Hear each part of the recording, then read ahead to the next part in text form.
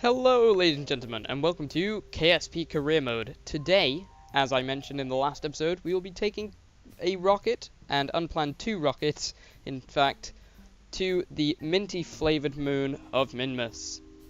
So, here's one I made earlier.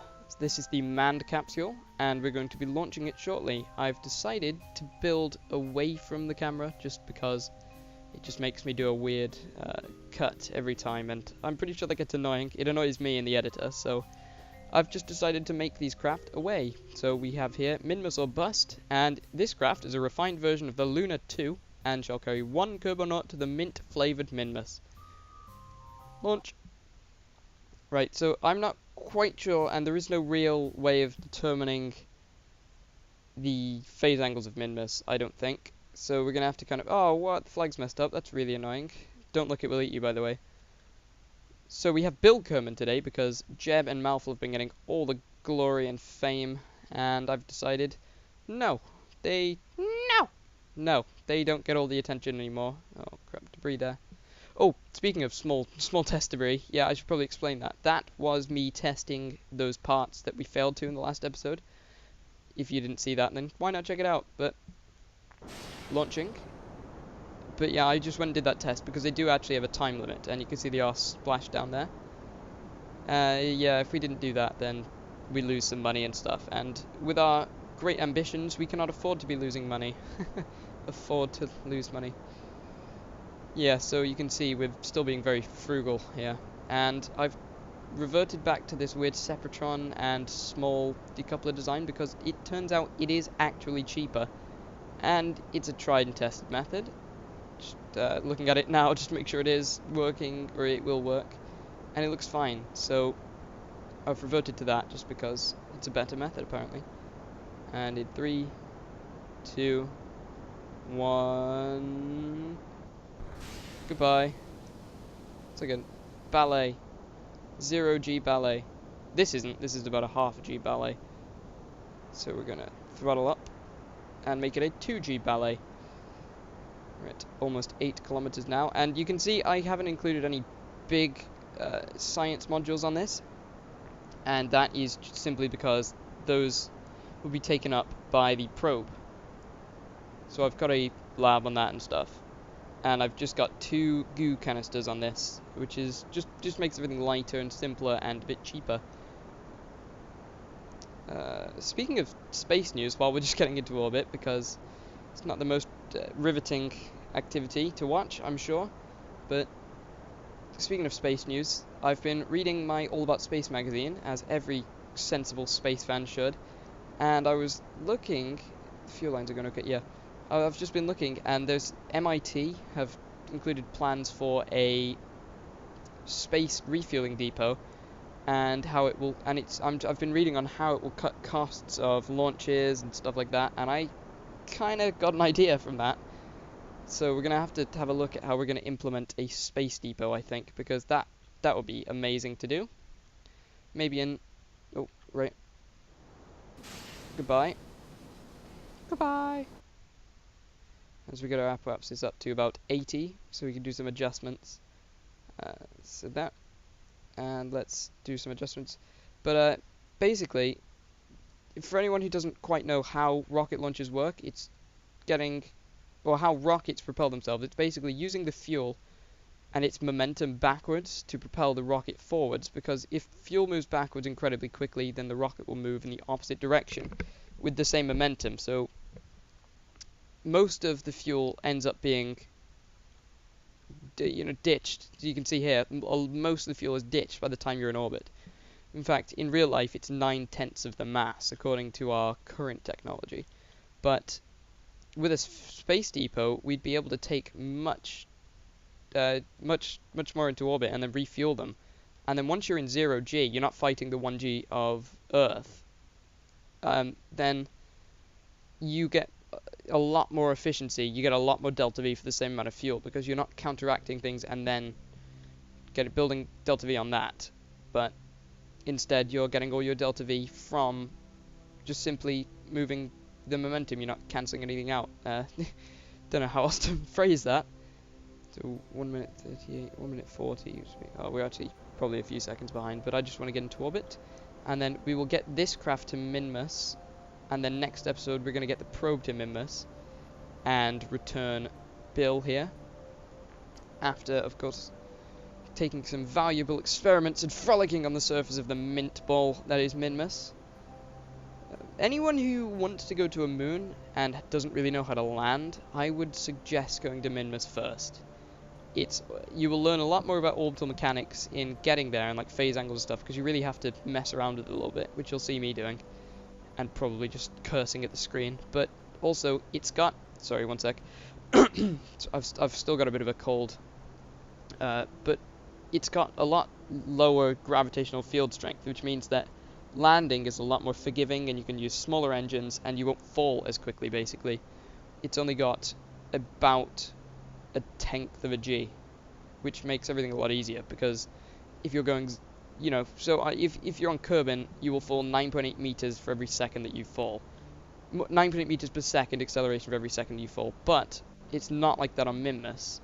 On Minmus, you'll only fall, say, 1 meter per second for every second that you fall, which just means that you can cancel everything out, kind of float, as it were. And you get a lot more time to think, and it's a lot less delta V to do things. And watching... oh, crap. 1 second. Try and circularize this slightly. At least get this just above there. That's fine, I guess. So, where is our minty friend? Oh, it's... okay. So, our descending node is 6.3. So, we want to be burning normal there. Yeah, let's use this one. And then if we get our phase angle right... The reason I'm doing this, and actually actively adjusting the phase angle, which you don't really need to do around the Mun, because it's got such a high SOI, or sphere of influence, which is basically just... okay, so the sphere of influence is where the gravitational strength is stronger than the gravitational strength of any other object. So currently we are on Kerbin's SOI, which means we'll be orbiting and messing with... is that Minmus? No, man. We'll be affected more by the Kerbin's, you know, gravitational pull than the moon's, for example. But once we get close enough to the moon, we'll start to be pulled towards the moon and not down by Kerbin, and that means we've entered its SOI. And Minmus's SOI, because it's so small, is a bit small compared to the other bodies. And so, sorry, I'm just trying to find this. And so, you have to be a little bit more precise when you're trying to find it. Like with the moon, basically, you can see there, I accidentally got one. Look, if I just burn in this direction, generally speaking, I will get a moon encounter like that. But it's not as easy when it comes to Minmus. So yeah, we're just going to... how about we adjust it on the night side here? If we adjust this by burning anti-normal, and then that'll leave us... we can do 2 maneuver nodes in the space of... I don't like saying it like that. I don't know why that sounds wrong in my head. Maneuver node. But, yeah, that's close enough. We can always adjust that. But, yeah, so this will save us some time. We can do 2 instead of waiting all the way to do 1. And then you can see here, this will show a second maneuver. And we'll be able to... because we're on this different orbital plane, as it were... no, not as it were. Because we're on a different orbital plane, there. Then any way around this is basically on the same plane, you can see, on the same plane as Minmus, which means that we can go a full 360 degrees and adjusting it instead of just trying to get a small intersect. So that will leave us with not very good one. Let's try and get that a bit closer. 563,000, that's still pretty high. 300, yeah, and I can adjust it from there. Okay, and it looks like we can use some of the fuel still left in the lifting stage, which is good. This is basically a just slightly modified lifting stage that took us to the Mun, because it works, and you know, it works quite well. So I think I'm going to stick with that for now. Oh, crap. Right, yeah, we're burning normal, and we are burning anti-normal. Sorry. South, I believe, is or opposite to your orbital plane is anti-normal, and normal is ascending node, so positive to the ascending plane, which is kind of weird, but that's the terms for it. So when you're adjusting the ascending node, you'd be burning anti-normal, and when you're adjusting the descending node, you're cancelling out with the normal. Okay, 13-second burn, that shouldn't be too bad, and you can see we've packed loads of fuel. I don't think we're going to be using all this fuel, because once we get to Minmus, everything is a lot easier. And the orbit will be a lot slower. You'll notice the orbit will be considerably slower than a Mun orbit. For any newcomers to this series, I am still not deleting debris, or I should say, I'm not deleting any debris, and I'm not quick saving. And there are no retries. I am not going to revert any flights. So this is kind of a stab at realism-ish, in that I'm not going to be, you know, just automatically doing. If we're going to recover debris, we have to actually recover debris, and if we are going to be doing things like that, we actually have to do them manually. So any orbital debris, any orbital debris, we have to go and get by hand, yes. Racial slurs on my channel, great. Oh, that's a very warm engine there. There we go, close enough. And now we have a much larger burn of almost 1 kilometer per second. So that's half our orbital velocity in this burn. And that is, as you may expect, much longer, 45 seconds. So about 3 times as long as the last one. But we have 21 minutes to adjust this, which will take 5 seconds, so good. And then we'll do that. Let's begin the burn. And I will note I'm not using thrust vectoring on this. This is a LVT-30 engine, which means that we are turning a bit slowly. And, oh, hello.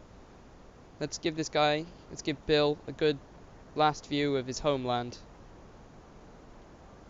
He's saluting very proudly. Accelerating at a tremendous amount of 2 Gs. That's very good. And we're about to run out of fuel in the lifting stage, the last amount of fuel. That's nearly gotten us to Minmus though, so happy with that. Goodbye. Goodbye. This is a lot slower than the other one. And you can see we're draining fuel out of the outsides and not the inside, which is good. So we can eject them, which will make the whole system lighter, and it's just more efficient. Albeit more expensive, but... And, oh crap, it will leave debris, but it is a better way, it's a better system. And I'm going to have a look at the orbits now, and in a minute I'm going to delete the node.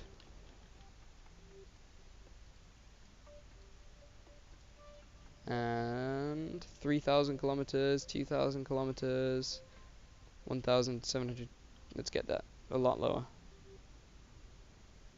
Now 800,000 meters, 300,000 meters, 200,000, 100,000, 172,000. You see, that's the Mun, Kerbin, and we cannot see Minmus yet. Oh, yeah we can. If you look very closely, just above the tip of the rocket, you'll be able to see a kind of flashing blue orb. I don't know, if you're watching this on a phone you won't be able to see it, but if you're watching this on a desktop and it's not buffered into a really bad res, then you might be able to see that.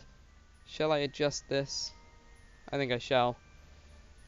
Let's burn south. Let's just, because it'll be easier, because, okay, so the plan is to get both of the spacecraft landing at roughly the same place, so that, you know, within about 5 kilometers of each other, let's say. And so what I want to do is, oh, good, collision course, is get it at a pretty arbitrary location, so that I can easily find where I need to burn. So if we go right in the equator, then that'll make things easier, just so I'm not having to choose the right angle. And whoa, of 3,000, 10,000, cool. And let's keep going. Minmus is really cool. Oh, there it is. There we go. See it again above the tip of the rocket. It's a little bit bigger now. And getting really high now. 39. What's our altitude? Yeah, we are at 39,978,000 meters, and I'm not going to count off the other things because they're constantly changing. Well, they're all constantly changing, but that is, I can't say it fast enough. And boom! Now, what do we have to do? Achieve orbit around Minmus, transmit or recover scientific data from space around Minmus. So let's transmit a crew report now. You ready for this? Crew report. Wow. So 20 science. I believe I did put comms dishes on this. Oh poo. So we're gonna have to keep that report. Uh-oh. And we also do want to turn towards the sun in memory of Science Scoop, which I have been checking up on, and it is about a quarter of a way around the sun already. So it's going I think it's going 9 kilometers per second around the sun, which is insane. Okay, 14 kilometers. That is trippy. I think we're going to be landing in either one. Whoa. Wow. So we're going to be completing the burn right around evening. And we're coming in at 413 meters per second. Okay, so we're going to be going about 45 seconds away. There we are. And just do this burn. I do also want to kind of eject these fairly soon. Well, I don't, because that'll be losing fuel, but I do want to, or I at least want those to run out perhaps once we're getting down to the surface, because then they'll explode and we won't have any debris around Minmus, because we don't want to be contaminating Minmus. Okay, we are in orbit, so cool. But I would like to have a look now actually at our orbit. Let's go from our periaps and make one final adjustment just so we can have a look at where we're going to be landing. Or we can choose a suitable landing spot. And boom! 14 by 13. Great. That is close enough for me. That's a nice spot there. You see that? That is one of the lake beds. And I'm going to give you some background about Minmus. People have done calculations according to the data that KSP has kind of given them. And they have concluded that Minmus is too warm to be constantly covered in ice, especially because of geothermal energy that it might have and stuff. So one of the theories that people in the forums have come up with is that it is salt instead of ice, and that's kind of cool. Of course, the Kerbals think it's mint, which I guess is viable as well. But there's a theory that it's made of salt instead of ice, and we're going to go with the salt theory because I think that's a little bit more realistic, and it'd be a lot cooler to think that it's a massive salt lake bed like the salt flats. You see our orbits out there. 5-second burn, is it? So we're also going to undershoot this burn because that's a bit steep, and you'll be able to see. For example, we're only going 100 meters per second right now, which is about plane speed, and we're in orbit, so we can definitely afford to undershoot this burn. And the suicide burn is not quite the same on Minmus as it is on the Mun, because there's not as much danger at all involved. Whoa. Strange lag spikes are happening. Okay. Oh, you can see, I think that's the Mun there, because I'm pretty sure Kerbol looks bigger than that. But anywho, look how far out we are now. This is an incredible distance. Look, that is a nice colour. I just want my life to be that colour. That is beautiful. See those massive plateaus there, and just these are completely flat, by the way, so they are at sea level, and so that's also again a very useful thing to be considering when wanting to land on a body for the first time. On a body, is that you get sea level, like massive salt flats, and it's really easier for any beginners. Of course, no, unless you're told this, no one really thinks to land on Minmus first, but really, from experience, it is much easier.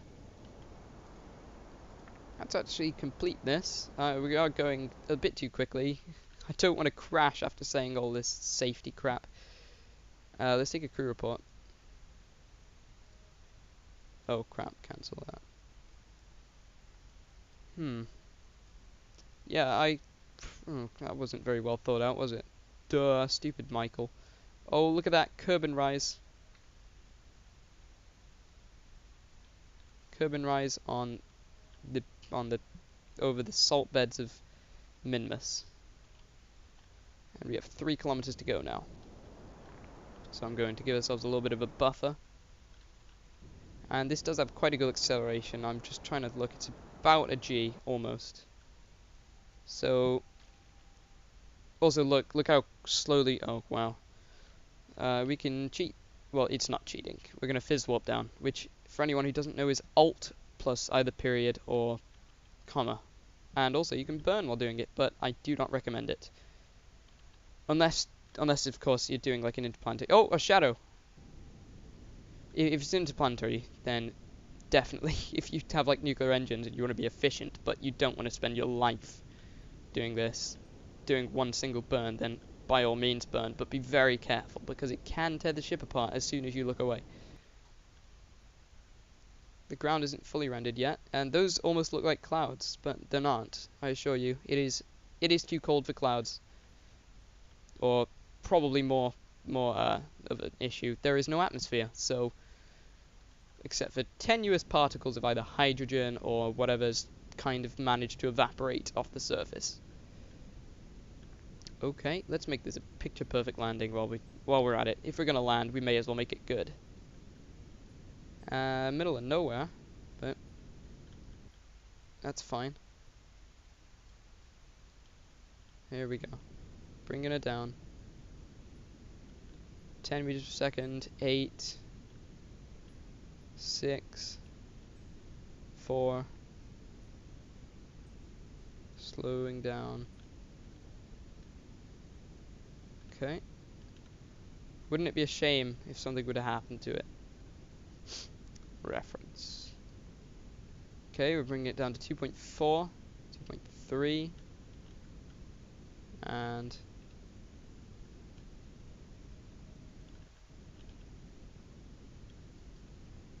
let's land this like at 0.1 meter per second. Picture-esque. And I'm going to take this time to actually overwrite crew report. 25 science. Let's keep that, and let's go outside. Come on, Bill. You're the first man on a new world. What do you have to say? Let's get him down first, I guess. I will say they do depressurize very quickly. Don't know if humans could do that, but take surface sample. 150 science. Holy crap. You sneak a taste of the surface sample. Nope, it definitely is not made of some delicious dessert products. Glad we got that cleared up. You feel a bit like a superhero when you jump into low gravity. 40 science. So let's... Which way was I facing? Should I face that way then?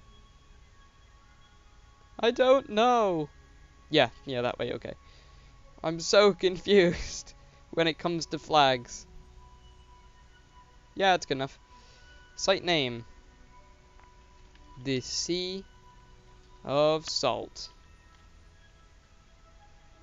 Although it wasn't as delicious as hoped, Bill Kerman delights in the fact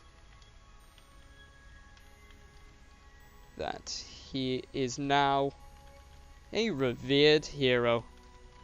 Hero of the Kerbol race.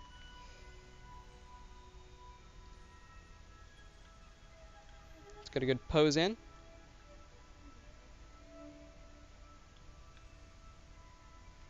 There we go. Lovely. Lovely jubbly. And let's get him back in. And then we have to say goodbye, I'm sorry. But next episode, we can always look forward to returning to Minmus and escaping Minmus. So let's just take one of these and one of these. And then I will tell you. Recover. 50 science. Great. That is amazing, actually. 50 science. Good. And I've been Michael Stoller, Turtle Hunting King. Have fun in space, guys. Bye!